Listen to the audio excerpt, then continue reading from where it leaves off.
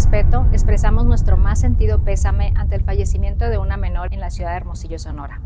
Al momento de su ingreso no se contaba con el suero en el hospital.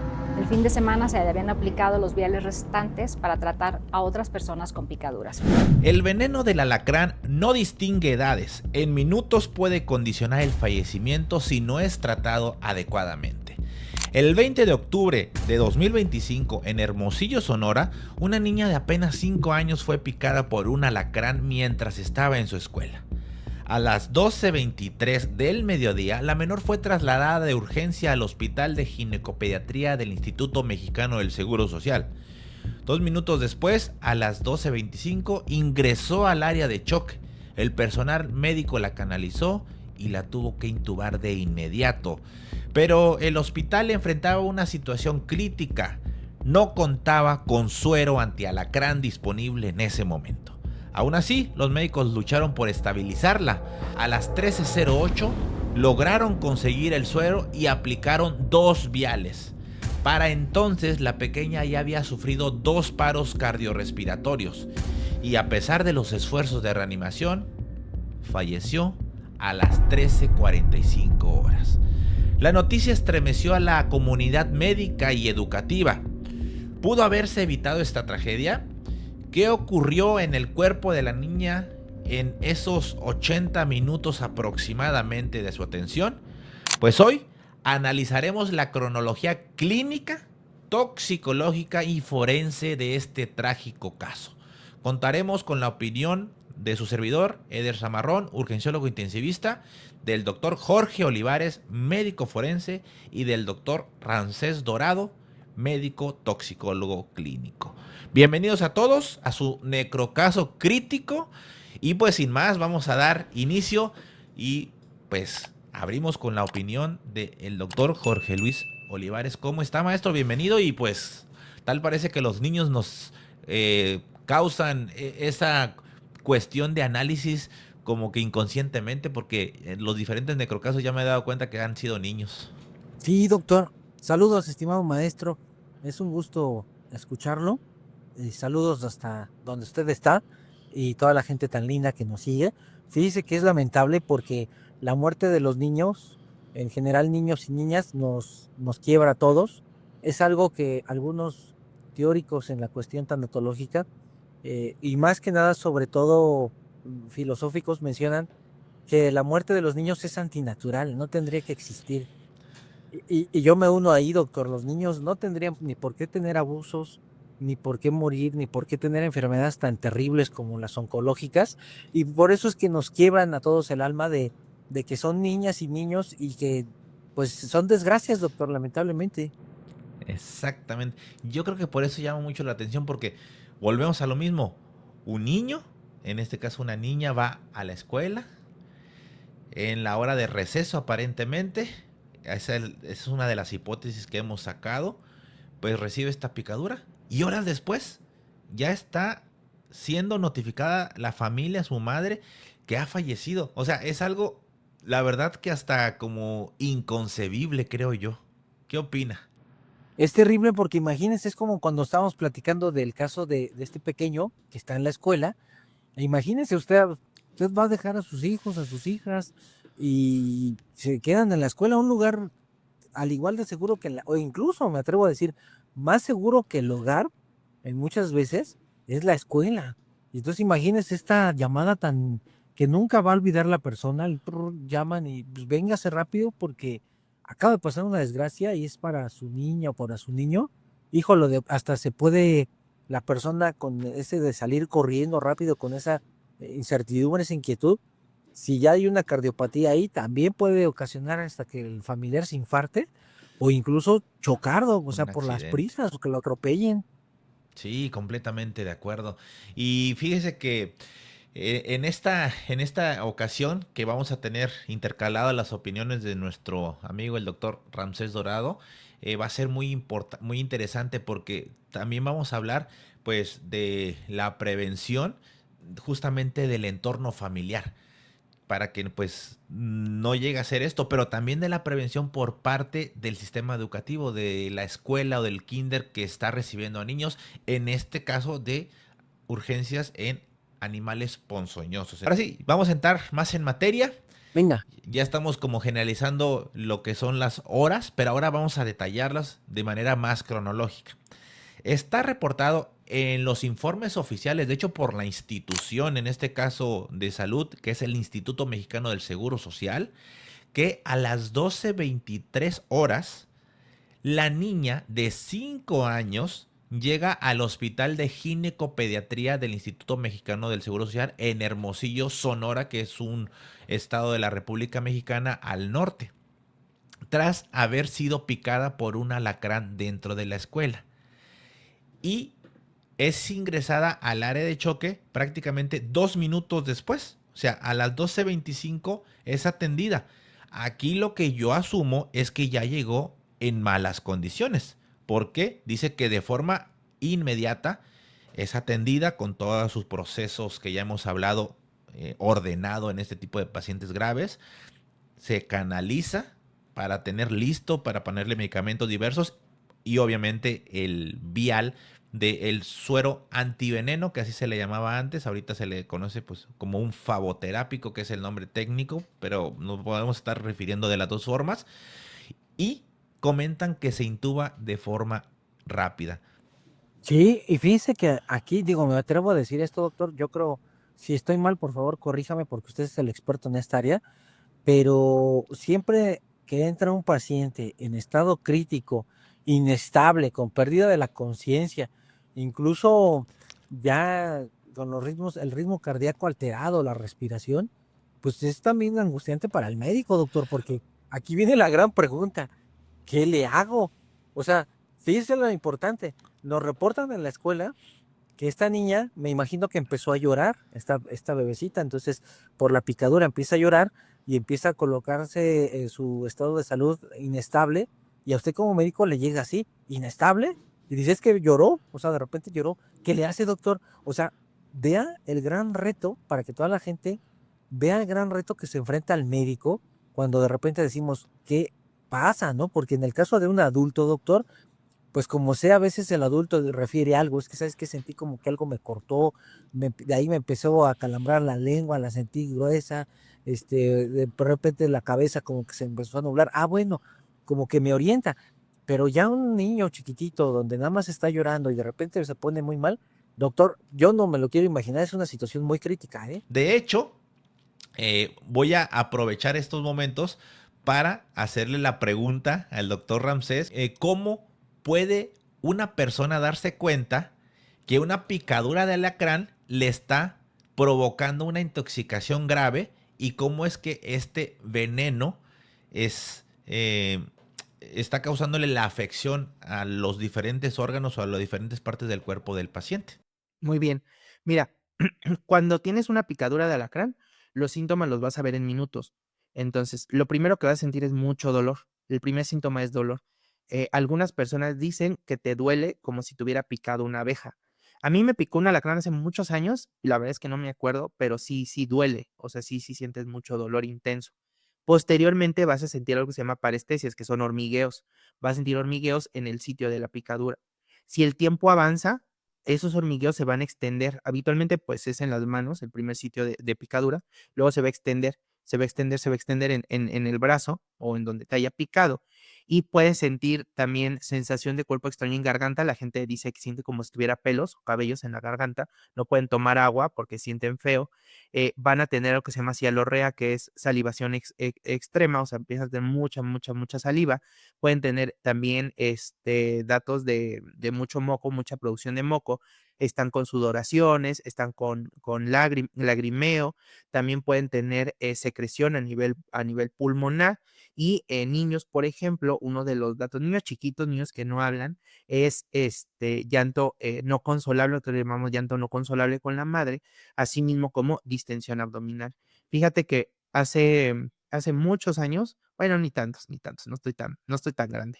Cuando yo era pasante de medicina general, yo lo hice en una zona que también era altamente alacranígena, y una vez me llevaron un niño a las 3 de la mañana, por el motivo de consulta literalmente era llanto, porque no dejaba de llorar, no dejaba de llorar. Entonces ya los papás la habían llevado a otro lugar, le dieron unas gotitas de X medicamento y no se le quitaba. Entonces llegan conmigo y pues yo pues, no sabía tanto, ¿no? Evidentemente. Entonces yo me acuerdo que mis maestros de pediatría decían, cuando llega un niño lo tienes que casi encuerar y revisarlo por arriba, abajo, adelante, atrás, por todos lados, ¿no? Y pues fue lo que yo hice. Entonces descubro al bebé y en la espalda traía un alacrán, ¿no? Que lo estaba picando. Y pues resulta que tú sabes que cuando cargamos un bebé, lo cargas así y los papás pues habitualmente le dan palmadas en la espalda. Entonces, cada palmada pues incentivaban al alacrán a seguir picando, ¿no? Entonces, picaduras múltiples, múltiples, múltiples, y pues el niño por eso no dejaba de llorar. Inclusive ese niño pues sí estuvo muy grave, afortunadamente se pudo aplicar el fagoterápico porque nosotros teníamos y terminó hasta en terapia intensiva en tercer nivel, ¿no? Evidentemente porque sí estuvo muy, muy grave, pero pues la libró, la libró. Pero sí, o sea, el llanto inconsolable en un niño en una zona alacranígena, revísalo bien porque puede ser un alacranismo.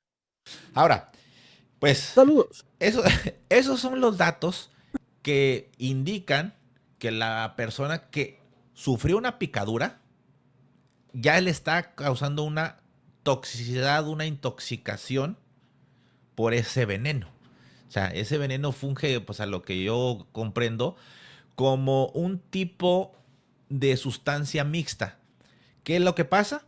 Libera adrenalina, dopamina, el cuerpo, se aumenta la presión, se taquicardiza, pero a la par está condicionándole la activación de unos receptores que le va causando alteraciones neuromusculares.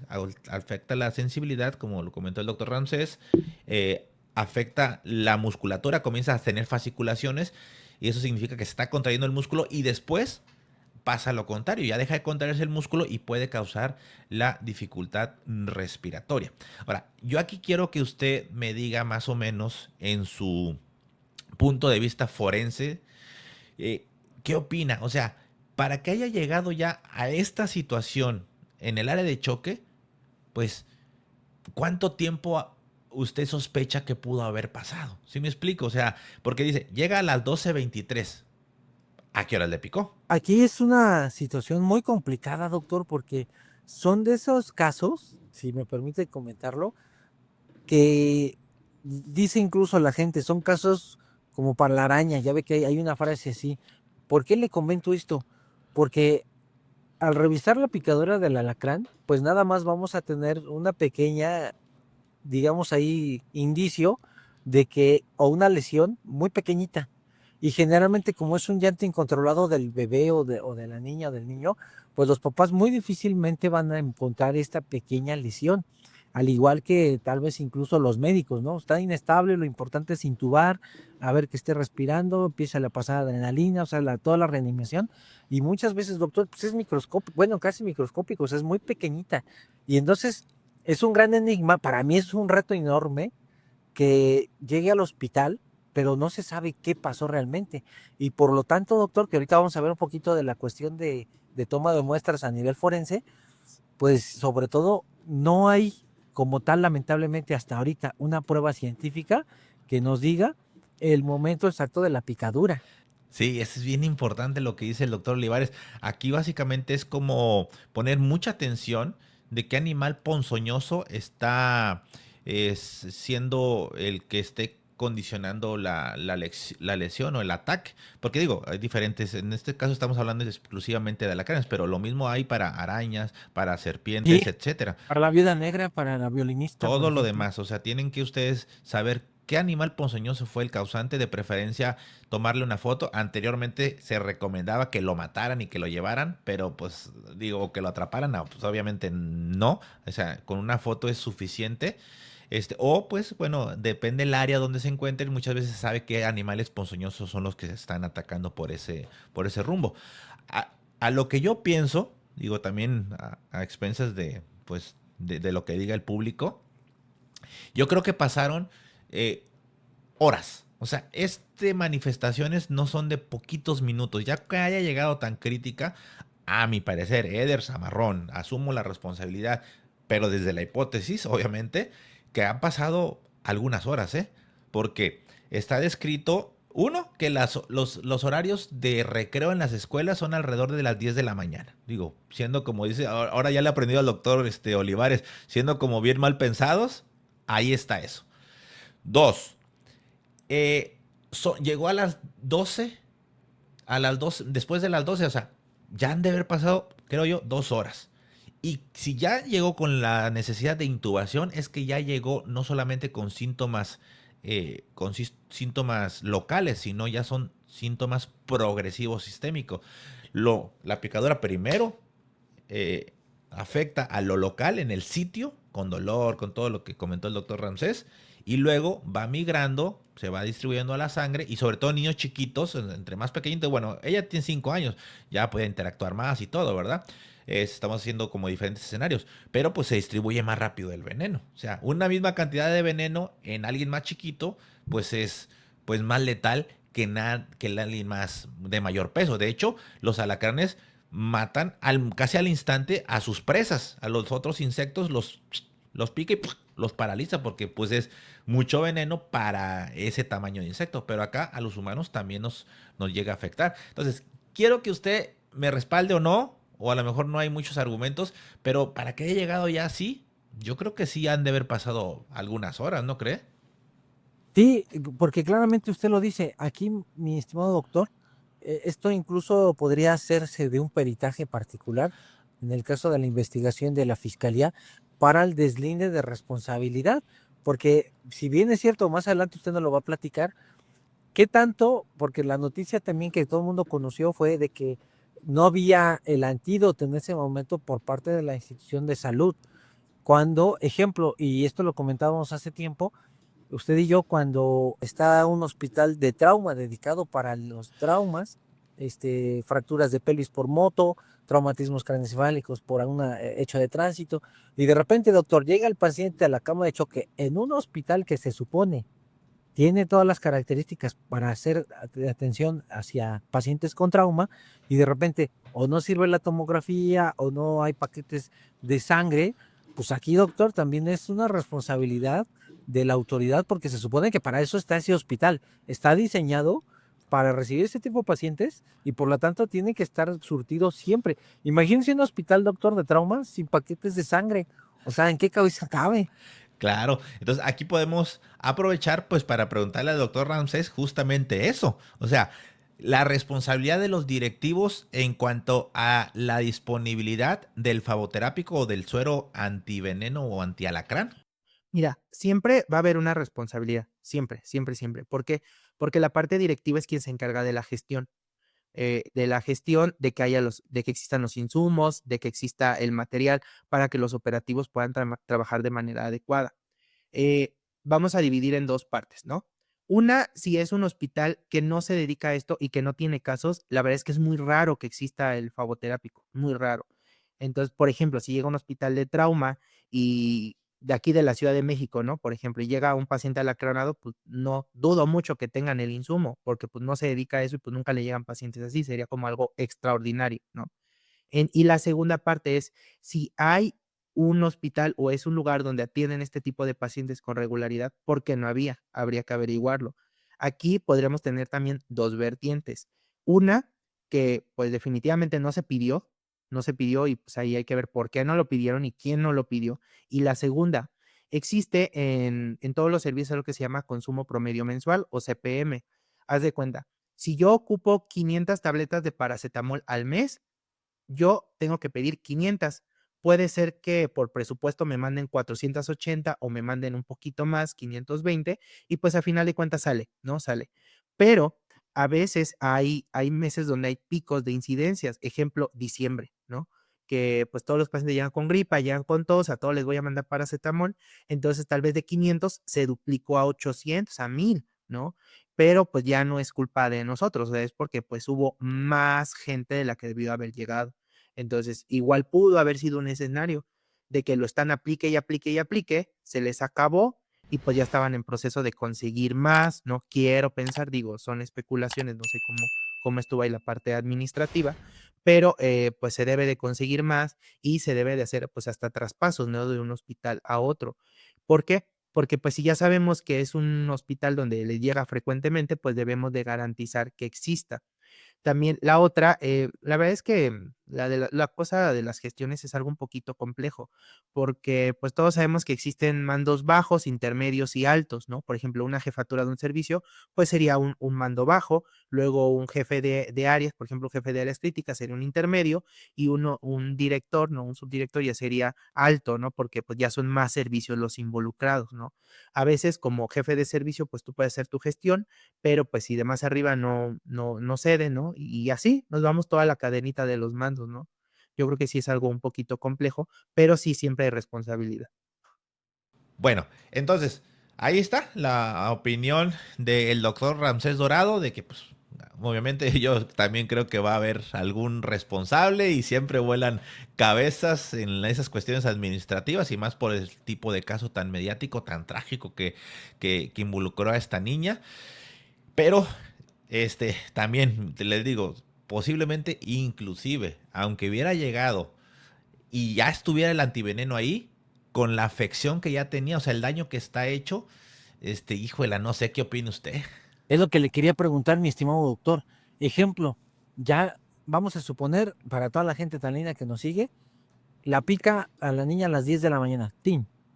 La llevan al hospital a las 12, supongamos, ejemplo, llega a las 12. Ya tiene 2 horas de retraso. Y aquí sería conveniente, doctor, si usted nos puede explicar muy amablemente, con esta sabiduría enorme que tiene, cómo es la fase de las manifestaciones clínicas en la niña. Y aquí sería conveniente, porque también es importante aclararlo para las familias con el duelo. Hace poco, le comento esto rápido, fíjese, hasta de toxicología, me toca un caso de una joven que la encuentran en su casa tirada. Resulta que se hace una papilla con medicamentos, con estos medicamentos que sirven mucho para la ansiedad, que terminan en pan, pero se hace un coctelazo tremendo porque hasta usa la licuadora. Sí. Y entonces llegan, doctor, la encuentran tirada ahí en el patio de su casa, muy cerca de su cuarto. Y me acordé mucho de usted porque esta persona estaba completamente, pero cianótica, doc. Está de una coloración morada tremenda de toda la cara. Y entonces, a lo que voy, me decía el familiar, me decía su papá, oiga, doctor, dice, tardó mucho tiempo en llegar la ambulancia. Le digo, ¿cuánto tardó? Dice, como 10, 15 minutos, no llegó. Se tardó y nosotros la tuvimos que subir al carro y nos la llevamos. Y a lo que voy es lo siguiente. Dice, ¿cree que si hubiéramos llegado más rápido y no esperar a la ambulancia, se hubiera salvado? Entonces esto es importante, doctor, que usted nos lo aclare, porque aquí, ¿cuánto tiempo tiene de ventana, doctor, el medicamento, el antiveneno, para que pueda hacer efecto, para que pueda rescatar a la persona? Porque aquí es bien cierto lo que usted dice. Llega ya con una intubación y a pesar de que le aplican el antiveneno, pues ya estaba tan mal que probablemente pues, no sirvió de nada, o sea, no la iba a rescatar el medicamento. Si usted no lo podría decir, pero magnífico, de manera de terapia intensiva. Acá yo pienso muy similar, ¿eh? O sea, acá hay, como por ahí también lo comenta el doctor Ramsés, grados de intoxicación. O sea, son tres. Lo local, el dolor local nada más. Dos, pues ya cuando tiene manifestaciones, a lo mejor esto que comenta de los pelitos en la garganta, de esos movimientos de la lengua, fasciculaciones, etcétera. Pero el grado 3, o sea, uno local, dos cuando ya tiene síntomas fuera de lo local. Y el grado 3 es cuando ya tiene síntomas sistémicos, ya está aumentando la presión arterial, aumentando la frecuencia cardíaca, inicialmente, luego se van al otro lado. Las secreciones que le condicionan que le baje la oxigenación y luego la falta de fuerza en los músculos que le condiciona que algunos requieran la intubación. Entonces yo creo, y si lo analizan, todo lo que hemos visto, ya en estos momentos la paciente, la niñita, llegó con una intoxicación grado 3, la cual requiere pues algunos minutos u horas, como coincide en lo que el análisis que estamos haciendo, para llegar a este punto. Y dos, pues ya requiere 3 o más viales. O sea, uno tras otro, tras otro. Entonces, yo comprendo su analogía de lo que pasó con esta chica que tuvo un intento de autoagresión o una autoagresión como tal. Acá yo creo que pasa lo mismo. Yo creo que el punto y la conciencia que debemos de generar a todos los que nos están viendo es que si les pica un animal ponzoñoso o les muerde, ¿verdad? Porque pues, aquí en el caso se llama picadura. Cuando es una serpiente o una araña se llama mordedura. Pero cuando en este caso le pica un alacrán, tiene que atenderse lo más rápidamente posible. De hecho, puede ser que hay personas que, porque el alacrán ya está viejo, todo lo que puede suceder que no inocule un veneno suficiente, pues que no le pase a mayores. Pero para eso, inclusive se deben de dejar en vigilancia unas 4 a 6 horas esperando que no vaya a progresar esto, inclusive cuando es una intoxicación grado uno, ¿sale? Entonces, nada más para que lo tomen en cuenta, pero si les pica un alacrán, sobre todo en estas zonas, hay que tener mucho cuidado, ¿no cree? Yo creo que la clave en cualquier patología es la prevención. Entonces, para que nosotros podamos prevenir picaduras, envenenamientos o intoxicaciones por alacranes, lo que tenemos que hacer es, uno, mantener nuestras escuelas, las casas, las calles, pues, lo más limpio que se pueda, ¿no? O sea, a veces tenemos ahí objetos que tienen mucho tiempo y pues no los hemos movido, entonces de repente llegas y los mueves y ya te encontraste ahí a un invitado, ¿no? Un invitado indeseable. Lo otro, especialmente en zonas endémicas y en lugares públicos, como lo sería, no sé, un edificio de gobierno, una escuela, un hospital, una clínica, pues fumigar. Este tipo de edificios, este tipo de zonas deben de tener una bitácora donde, dependiendo el giro que tengan, es el tiempo en el que van a tener que estar fumigando. Puede ser cada 4, cada 6 meses, cada 2 meses, no sé, pero debe tener cierta periodicidad.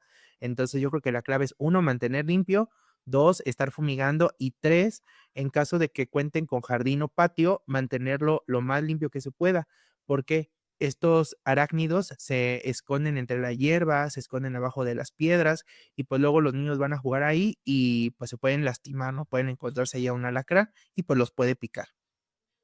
Aquí es algo bien importante que dijo el doctor Ramsés, la prevención, doctor.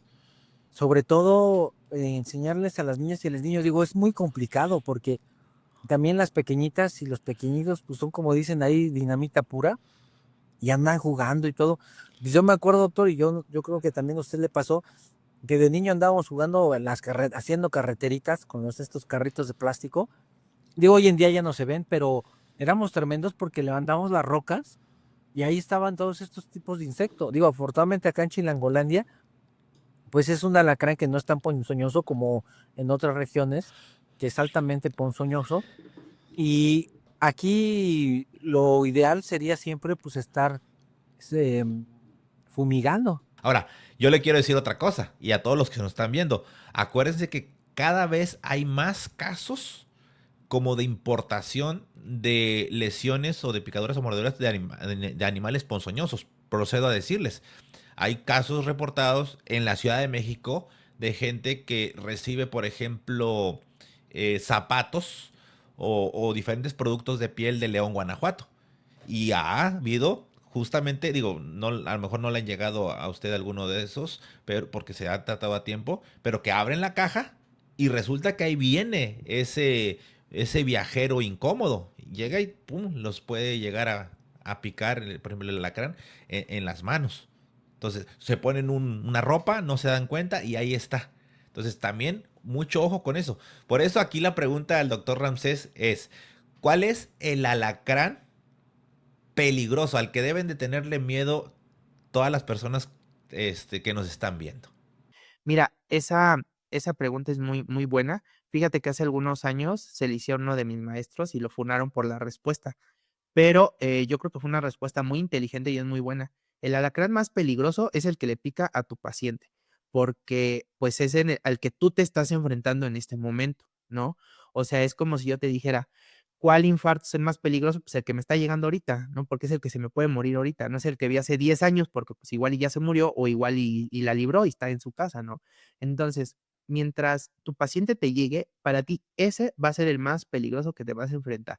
Si nos vamos ya un poquito más científicos, más estrictos, aquí en México tenemos una especie que se llama Centruroides Noxious Hoffman, ese lo vamos a encontrar en Nayarit, en toda esa parte. Es el más venenoso que nosotros vamos a tener aquí en la República Mexicana. Pero no obstante, pues sabemos que tenemos casos de importación, ¿no? O sea, puede haber alguien que le pique un Titius, que ese es más venenoso que los que tenemos acá, porque, no sé, venía alguien de Sudamérica, lo traía en su maleta, no se dio cuenta y pues llega y le pica, ¿no? O sea, puede ser. Entonces, continuando con la cronología. A las 12:25 le digo, llega al área de choque, la comienzan a intubar.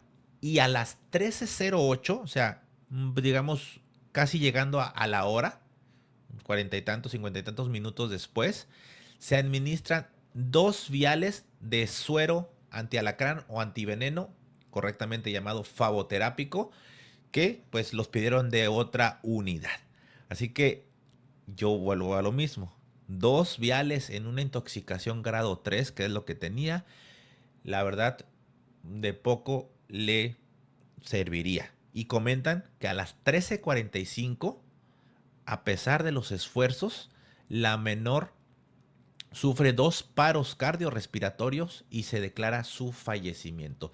No comprendo muy bien, bueno, por los datos que dan, si estos paros cardiorrespiratorios, uno ocurrió antes del suero favoterápico y uno ocurrió después de la administración de este, o los 2 paros ocurrieron después de la administración del antiveneno o antes. No sé si me explique, pero lo que sí es una realidad es que hubo 2 paros cardíacos. Y esto, pues, ay, juela, suena feo decirlo, pero ya en esta intoxicación grado 3 ya el antiveneno, pues no te puede evitar como tal, el paro cardíaco, porque aparte no se pueden pasar tan rápido. O sea, el suero se debe pasar lento para evitar efectos secundarios, alrededor de algunos minutos, no es como que de bolo, algunos marcan que 30 minutos o más deben de estar pasándose esta dosis de los frascos antiveneno, que por aquí se los vamos a estar mostrando en qué consisten, pero está descrito en la literatura que al menos 3, pero como lo comenta el doctor Rancés Dorado, que en su experiencia o en la experiencia de los toxicólogos a veces requieren más viales, a veces 4, 5 o hasta 6 para pues poder salvarle la vida, ¿no? Oh, oiga, no me imaginaba cuántos, cantidad de frascos, lo que está tremendo, ¿eh? Sí, muchos creen que pues a lo mejor con los 2 viales ya iba a ser suficiente, pero pues digo, me imagino que han de haber conseguido más, pero nada más alcanzaron a pasarle 2 viales, porque les digo, se pasan para varios minutos. Y entonces, pues le dieron la RCP, y pues básicamente pues no obtuvieron. Yo creo que le dieron más de 25 o 30 minutos de reanimación cardiopulmonar y no salió. O sea, la primera sí salió, o sea, un paro cardíaco le dieron RCP, que consiste en compresiones, ventilaciones. En este caso ya estaba intubada. Entonces era darle compresiones continuas, darle adrenalina, también se le pone adrenalina. Muchas otras situaciones, a lo mejor ocupó una descarga para tratar las arritmias que van del paro cardíaco. No lo sé porque eso no lo especifican, pero es lo más probable que haya pasado. Logró salir, obtener pulso y después volvió a presentar otro paro cardíaco y del segundo paro cardíaco ya no salió.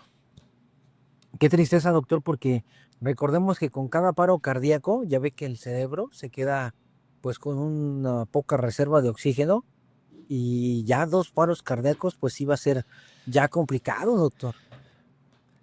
Ese es una muy buena, un muy buen aporte porque después de un paro cardíaco, ya la función del mismo corazón queda como afectada, o sea, ya queda con baja contractilidad. Ahora, la sumatoria de 2 paros cardíacos se vuelve muy compleja. Además de que luego los paros cardíacos también pueden traer ciertas lesiones propias, digo que son obviamente riesgo-beneficio, pues mayor beneficio que riesgo, pero también puede causarle pues alguna fractura de alguna costilla, alguna lesión de algún pulmón, la misma contusión por las compresiones en el corazón, que se acuerda que usted nos comentó que eso usted como forense lo puede saber, o sea, cuando realmente la persona recibió reanimación cardiopulmonar. No sé si quiera recordarnos esa explicación. Dice que cuando viene la reanimación, doctor, generalmente ya ve que es en una parte anatómica muy específica.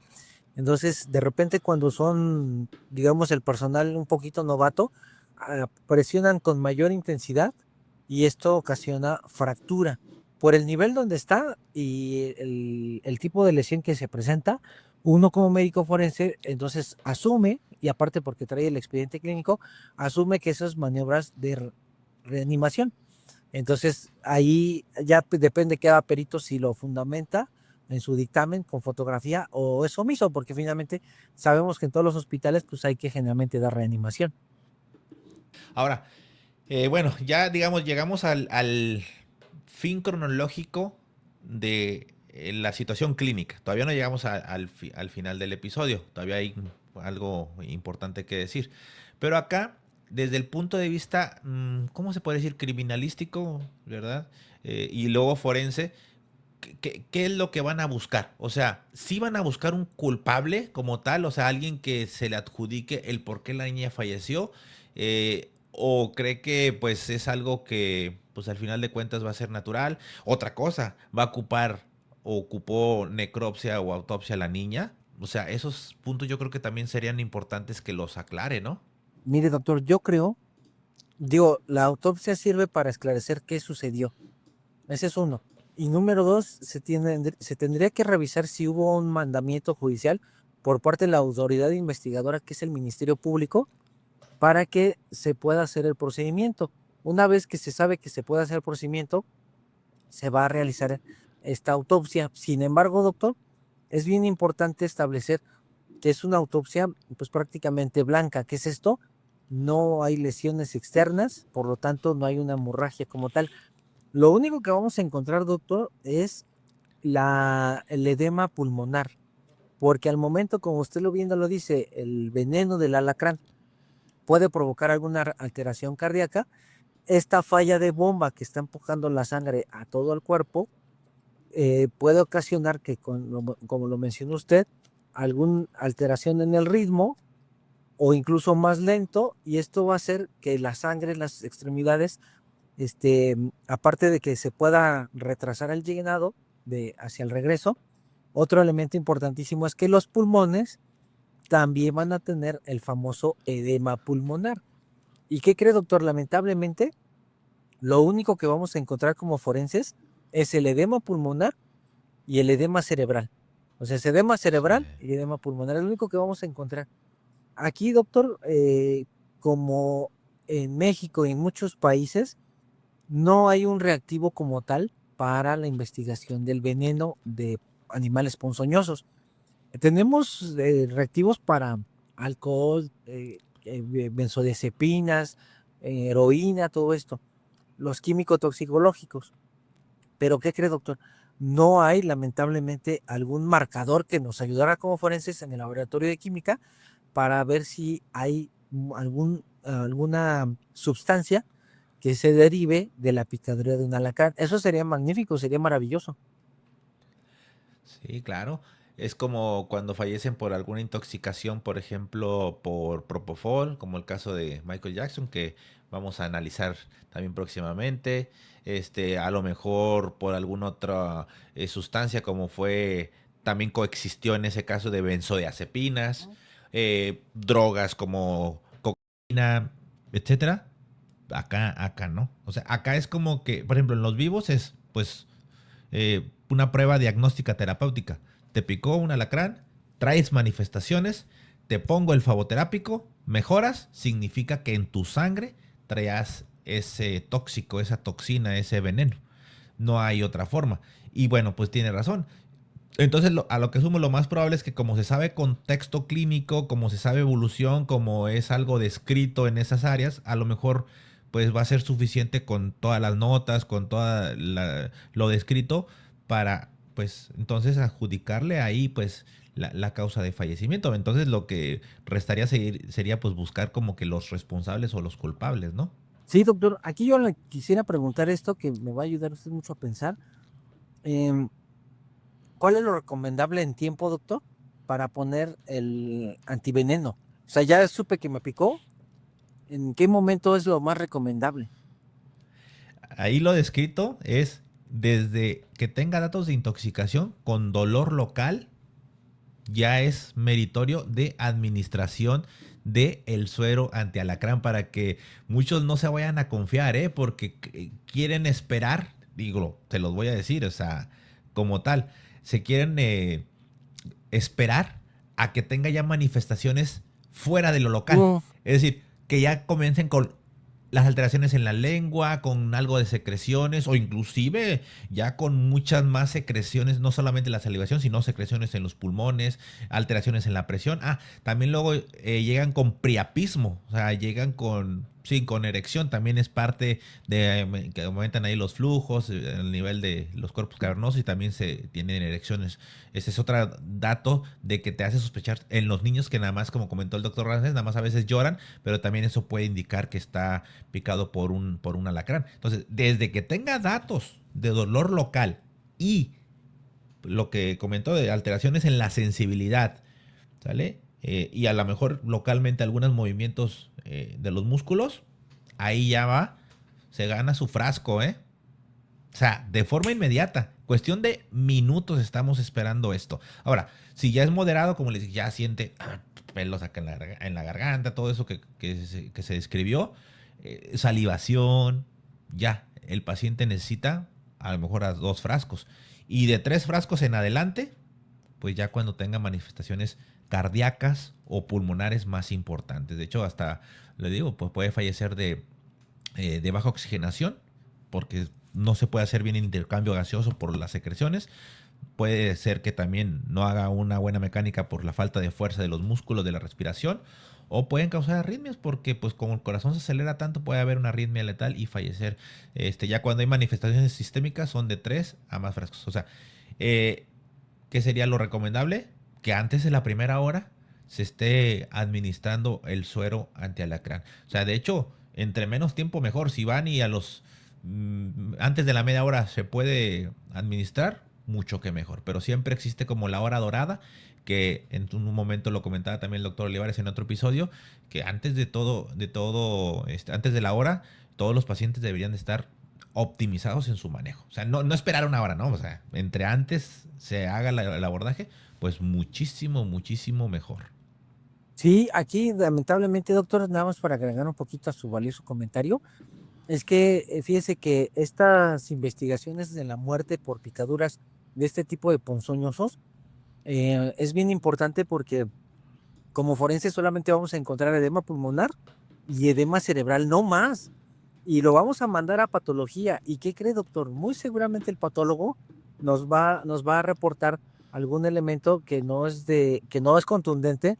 Entonces, fíjese que ahí es un reto enorme, tanto clínicamente para ustedes que están en el hospital, como también clínicamente para el médico forense que esté en alguna morgue, doctor, porque ustedes como clínicos van a poner femenina, de ejemplo, de 5 años, que llegó con alteraciones en el estado de alerta, ameritó intubación, se sospecha que es la picadura de algún ponzoñoso, se pasan estos frascos y lamentablemente fallece. Lo que usted me va a poner es eso, una cantidad pequeñita, me va a poner signos vitales y todo. Ustedes como clínicos no tienen un marcador que yo le extraiga la sangre y entonces me diga, que la picó, es porque es un alacrán.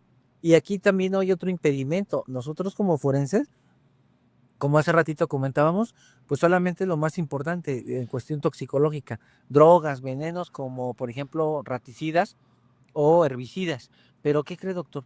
Lamentablemente, a pesar de tantos años, yo considero que la medicina forense de repente no evoluciona como tendría que evolucionar, o en este caso la química forense. ¿Por qué, doctor? Porque tendría que haber un marcador también en los laboratorios forenses para este tipo de sustancias por estos animales ponzoñosos. Ejemplo, si yo soy de Semefo se me ocurre de Michoacán, pues sería excelente que yo tuviera en el laboratorio de toxicología una sustancia que me enseñara o que me describiera o que fuera positivo a un análisis de la picadura, por ejemplo, de víbora, de cascabel o de coralillo. le tomara muestra de sangre a la persona fallecida y el químico la procesara y me diera el resultado positivo, por ejemplo, para picadura de viuda negra, para picadura de alacrán. Sí. Eso sería magnífico, doctor. Pero lamentablemente, por lo menos en América Latina, esos marcadores para saber ese tipo de sustancias todavía no lo hay. O sea, y aquí ya para dejarle la participación, me van a dar a mí el resultado de patología de pulmones. Ok, tiene edema pulmonar, sí, eso yo lo vi. Pues el patólogo me responde edema pulmonar y el patólogo me va a responder, es que también tiene edema cerebral. Todo lo demás sin alteraciones. ¿Qué le voy a poner, doctor? ¿De qué se derivó el edema pulmonar? O sea, no tengo elementos, lamentablemente, para decir, fue por picadura de alacrán. No hay, doctor. Está complicado. Sí, claro. Y bueno, muchos que puedan investigar se van a dar cuenta que creo que en la Universidad Autónoma de México, si mal no recuerdo, sí hay como que estudios experimentales para detectar las toxinas, que son toxinas alfa y beta, que son los que se inyectan ahí el alacrán de su colita, de sus ahí glandulitas, pero pues no son de experimentación apenas, o sea, no son de uso comercial o de uso clínico y mucho menos de uso forense o toxicológico forense, así que pues no. Aquí es importante también preguntarle al doctor Ramsés, pues justamente acerca del manejo, o sea, acá hay dos preguntas importantes. Una es cómo te das cuenta que el favoterápico está teniendo efecto benéfico en nuestro paciente que está intoxicado, que pues digo, a lo mejor puede ser medio obvio, pero pues para escuchar una explicación más especializada. Y dos, pues a lo mejor dentro de el querer ayudar de las personas a la víctima de picadura, pues pueden haber ciertos remedios caseros. O sea, aquí también sería importante preguntar, pues, qué mitos o errores comunes existen en el manejo de la picadura del alacrán. Eso sí sería muy bueno, ¿eh? Los mitos y errores de la picadura de alacrán. Digo, porque de repente puede haber, por error, doctor, que tal vez la abuelita en su inocencia, pues coloque árnica, por ejemplo, ¿no? Y no se diagnostique a tiempo, y ya cuando se ponga mal el niño o la persona, pues ya lamentablemente no hay nada que hacer, doctor. Así es, bueno, a ver, vamos a escuchar al doctor Ramsés a ver qué es lo que opina. Muy bien. Mira, aquí vamos a dividirlo en dos, en la parte médica y en la parte no médica, ¿no? Lo que hacemos en la casa. La parte médica, primero es que confundimos los envenenamientos con reacciones de hipersensibilidad, ¿no? Eso quiere decir alergias. Pensamos que se va a curar como si fuera una alergia. O sea, aplicamos medicamentos que no tenemos que aplicar, como antihistamínicos, que son como la loratadina, la clorfenamina, ¿no? La famosa vapena, que es la cloropiramina, o también se le aplica esteroides. Esteroides. Yo creo que si alguien de tu auditorio igual y me va a decir, es que a mí me picó un alacrán hace 15, 20 años y me aplicaron una vapena, ¿no? Pero eso no es lo correcto. ¿Por qué? Porque lo que hacemos es tapar los síntomas y podemos confundir el cuadro clínico. Una de las claves principales para poder tratar envenenamientos en este tipo de casos de insectos o artrópodos de importancia médica toxicológica es la clasificación, ¿no? Hasta en serpientes, en todo, clasificarlos bien. ¿Y qué es lo que va a hacer? Me va a ocultar síntomas, ¿no? Que no me voy a dar cuenta y entonces puedo tener una clasificación menor. ¿Y a qué vamos con esto? Si yo lo clasifico por debajo del grado de envenenamiento, pues no lo voy a alcanzar, no lo voy a alcanzar, ¿vale? Entonces, es muy importante que clasifiquemos bien a nuestro paciente. Ahora, lo otro, en casa, la aplicación de remedios caseros, ¿no? Yo no estoy peleado con remedios caseros, yo creo que está bien, pero siempre y cuando lleves al paciente al hospital. Hay que llevarlo siempre y hay que tomar todas las medidas necesarias, porque yo donde trabajo, por ejemplo, he visto 1001 remedios caseros, pero mi población ya está muy sensibilizada. O sea, es de que se comen el ajo, pero de camino al hospital. Toman la leche de camino al hospital. Entonces, eso es lo adecuado. Lo otro, torniquetes, no poner torniquetes porque eso va a complicar mucho la situación. O la otra, succionar, no succionar la herida porque la vas a infectar, ¿vale? También, pues si nos puede agregar el doctor Ramsés la cronología del veneno, cómo va actuando, a lo mejor con más profundidad o más desglose, y justamente pues la vida media descrita del veneno. Perfecto, sí, es importante para que la gente sepa, doctor, qué afectación produce el veneno con el paso de los minutos, a qué órgano le va pegando, porque esto es importantísimo. Sí, claro, tiempo dependiente es el veneno, como ya también lo sugerimos, pero vamos a escuchar al doctor Ramses. Sí, muy bien. Mira, en los primeros minutos, el paciente lo que va a sentir es dolor. Decía, va a ser dolor. El envenenamiento de intoxicación por alacrán. Aquí estoy utilizando, si se fijan, dos términos, envenenamiento e intoxicación. ¿Cuál es el correcto? Si tú me preguntas, yo diría envenenamiento. Sin embargo, la literatura, pues una desintoxicación, si ustedes van a leer una norma oficial que existía hace unos años, que por cierto ya la quitaron, así como las guías de práctica clínica dicen intoxicación, pero pues yo realmente voy más por envenenamiento, pero pues quién soy yo, ¿no? Entonces, pues mejor digo los dos para no generar confusión. Entonces, bueno, vamos a dividirlo en tres, en grado 1, 2 o 3 o leve, moderado y severo, como le quieran decir. Bueno, en el grado 1, yo siempre le digo que son manifestaciones locales, o sea, los vas a tener en el sitio donde te picó, todo va a estar ahí localizado. En el grado 2, yo les digo que son a distancia, porque ya vas a sentir en otras partes de tu cuerpo. Por ejemplo, ya van a sentir los pelos en la garganta, ya van a tener la salivación excesiva, ya van a tener el moquito, ya van a tener la diaforesis o la sudoración profusa, ¿vale? Y ya la parte 3 es, o el grado severo, es cuando tenemos alteraciones en otros órganos y sistemas. Ejemplo, el cardiovascular. Si el paciente me llega hipertenso, me llega con dolor en el pecho, llega con arritmias, llega convulsionando, hace falla renal, hace pancreatitis o hace paro cardíaco. Entonces, esto va muy de la mano. Esto, uno, es tiempo dependiente y dos, el tipo de paciente que tienes. ¿Por qué? Porque mientras más rápido tú llegues, todos sabemos que en las enfermedades, ¿no? Por algo existe el servicio de urgencias, ¿no? Porque urge. Mientras más rápido llegues, mejor te va. Entonces, mientras más rápido llegue un paciente con alacranismo, pues mejor le va a ir. Si no llega rápido, peor le va a ir. Esto se llama historia natural de la enfermedad, que es algo que nosotros ya conocemos. Entonces, si tú llegas rápido, pues, y se te pasa rápido el flavoterápico, pues no vas a llegar a un grado 3 o es lo que no queremos, ¿no? Que llegue a un grado 3, ¿no? Existe lo que se llama curva de venenonemia, que básicamente es algo que va así, sube, hace un pico y baja. Entonces, la vida media del veneno va a depender mucho de, uno, el tipo de paciente. Ejemplo, si es un paciente geriátrico, es un paciente que tiene falla renal, que tiene falla hepática, pues el veneno no se va a eliminar de la mejor manera. O es un paciente adulto joven, sano, pues ahí vamos a ver la curva normal. Si tenemos un paciente pediátrico, es más fácil que suba y se generen los síntomas más rápidos por la distribución del veneno. Inclusive para el tratamiento es más agresivo en un niño que en un adulto. No vamos a poner el ejemplo, llega un bebé, habitualmente digo, hay que ver qué grado llega, ¿no? Pero habitualmente las dosis son dobles a las de los adultos. Bueno, entonces yo creo que ya hemos hablado muchísimo desde prevención, desde identificación, desde qué sí hacer, qué no hacer, la situación muy peculiar de los hallazgos médico forenses que son, como ya nos los ha enseñado el doctor Olivares en otras situaciones, son como autopsias o necropsias pues blancas, que pues nos hará saber que sí hay edema pulmonar, hay edema cerebral, pero ¿por qué fue? Hay que buscarle el contexto clínico. ¿Qué le pareció este caso, doctor Olivares? Trágico, ching. Otra vez niño, otra vez una niña inocentita por ahora una cuestión toxicológica.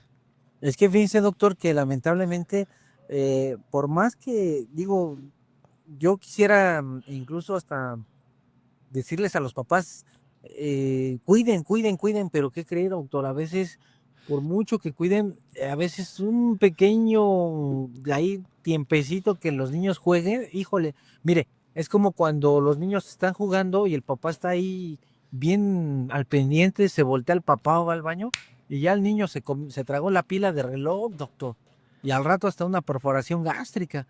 Y aquí es igual, o sea, la pequeñita salió a jugar, probablemente, ejemplo, ¿no? Estaba jugando a las escondillas, corrió, tal vez vio una piedra, le llamó la atención o se tropezó, la levantó y chin, es lo que suponemos, ¿no? O sea, qué cosa.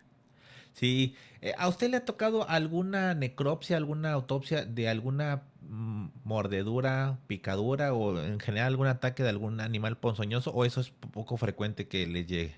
Mire, es poco frecuente porque aquí en la Ciudad de México, no hay de este tipo de insectos ponzoñosos como los tienen en el norte. Incluso, fíjese la idea, ahí va para el secretario de Salud, que muy seguramente nos está viendo, porque también ha de haber necrointensivismo aquí en el Eso. podcast, necrointensivo podcast. Entonces, a ver, secretario de Salud, ahí le va una idea que podría funcionar y sería eficiente. Debería de convocar algún grupo de toxicólogos, de químicos, de hematólogos, que hicieran un marcador específico para que cuando llegara este tipo de personas en una región específica, ejemplo, se me ocurre Durango, doctor, que ya ve que es tierra de alacranes.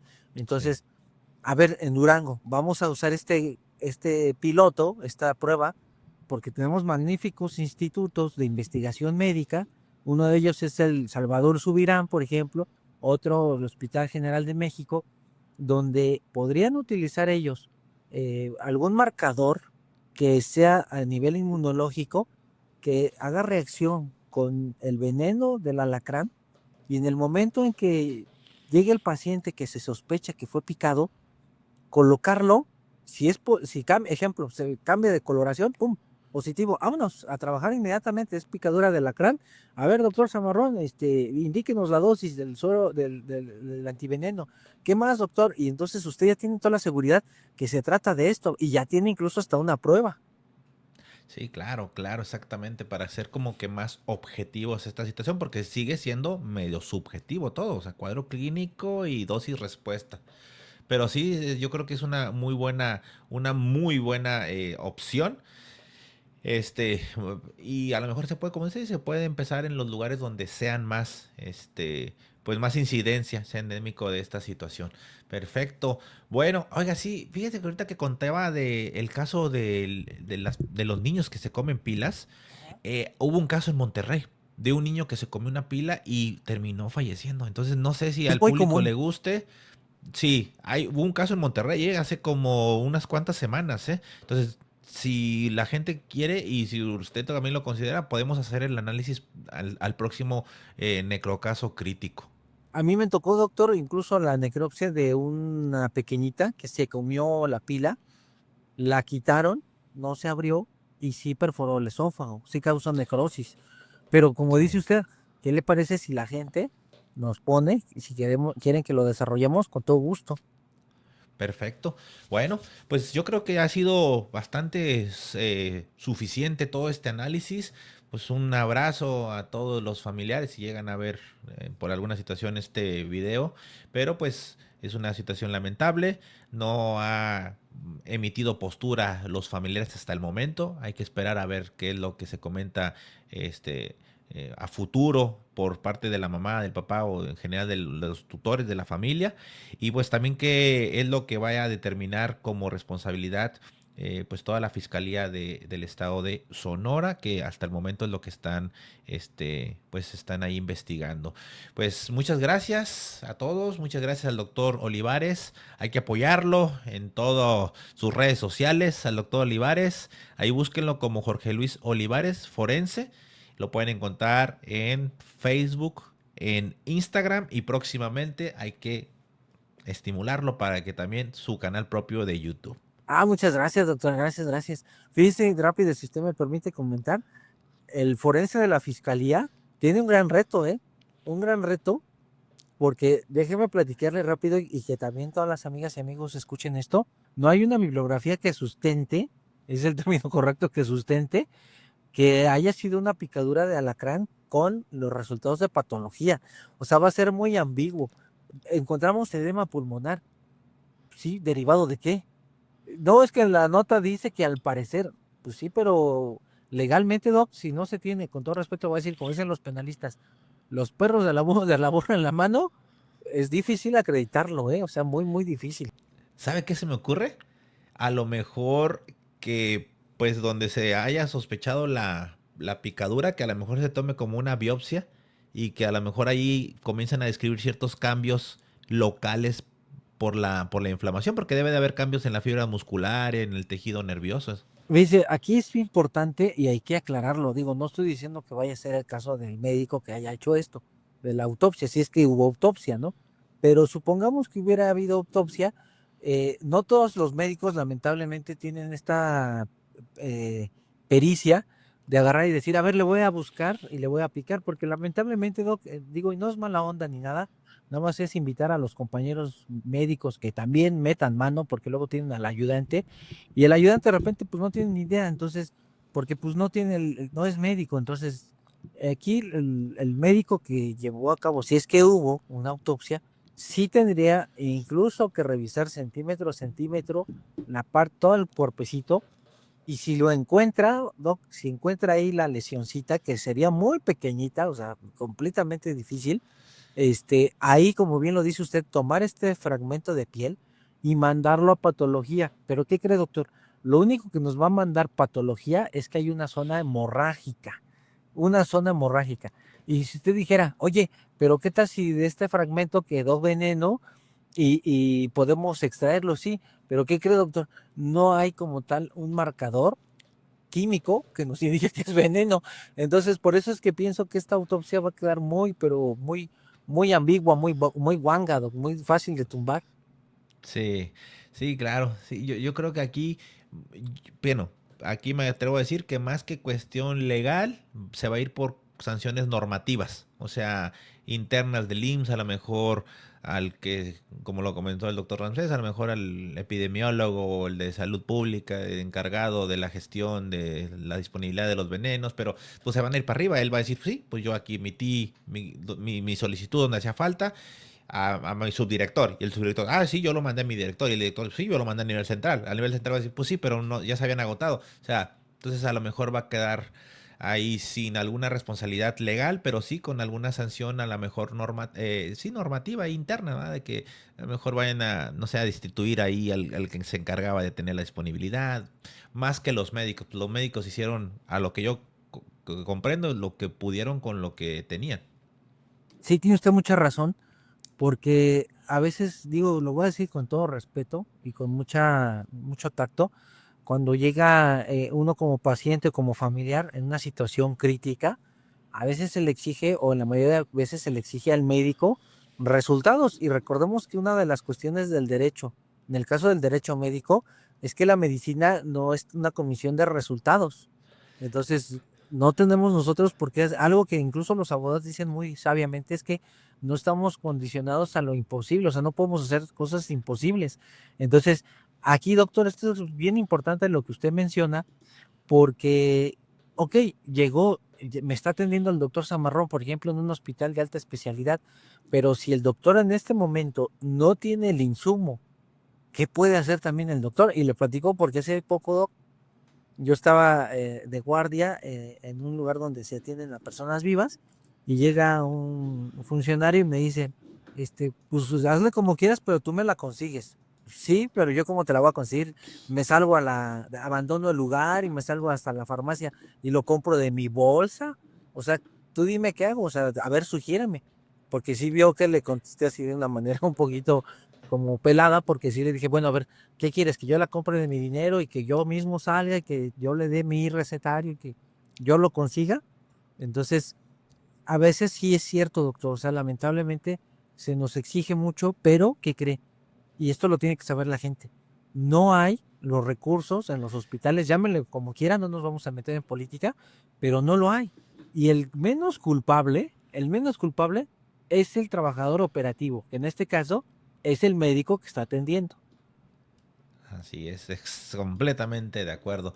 Bueno, pues vamos ahora sí que a agradecerles a todos los que han visto este episodio, agradecer al doctor Ramsés Dorado, si nos gusta también nada más ya por último dar la despedida y el mensaje Muy bien. final.